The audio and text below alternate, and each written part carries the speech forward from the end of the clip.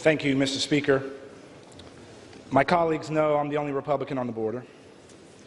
My colleagues know I'm the only member of Congress that has 820 miles along the border. My colleagues know that I've spent a good deal of my time up here working with them on things like stopping the separation of families along the border. My colleagues also know that some of y'all are not for open borders. It is an understatement to say that our nation's immigration docket is a matter of concern. The caseload has increased by nearly five-fold since the end of 2008. Now it stands roughly at 9,000 cases. The average wait for non-detained individuals is over 670 days, with many individuals waiting much longer for an immigration hearing. The net effect of this untenable backlog situation is to delay justice, in many cases for years, for those with valid claims. This is simply outrageous.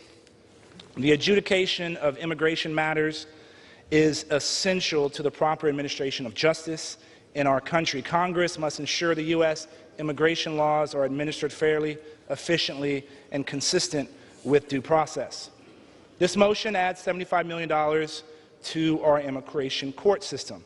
It will support additional immigration judge teams and the expansion of courtroom capacity. Now, some of my colleagues will say there are already judges in this bill.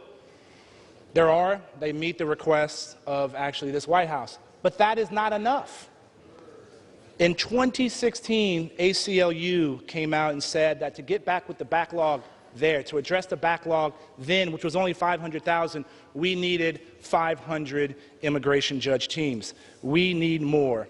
Many of y'all have already voted for more than this when y'all helped me jam Republican leadership last year, or try to jam Republican leadership last year, on sorting out the immigration issue. Now, some of my colleagues will say taking money away from census to do that is not the right way to go. This underlying bill funds the census 40% above the president's request. That's more than $2.3 billion. This bill includes $8 billion with or without this amendment. And most importantly, this motion to recommit does not address or change the question that my colleagues on the other side of the aisle have addressed in this bill, and that's whether or not the citizenship question can be added on the 2020 census. This bill says it cannot. This motion to recommit does not change that. Let me repeat.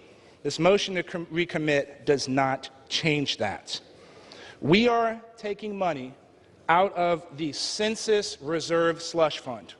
This is money that may or may not be used. We can hold on to this funding for unforeseen problems, or we can use this funding now to help solve a problem we see loud and clear. Our current shortage of immigration judges delays justice for individuals who have valid immigration claims, while preserving many years of continued illegal presence for others who do not. Worse still, the allure of our weakened system entices migrants to undertake the incredibly dangerous journey north with young children.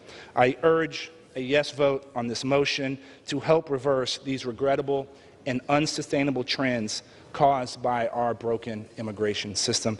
And, Mr. Speaker, I yield back the balance of my time.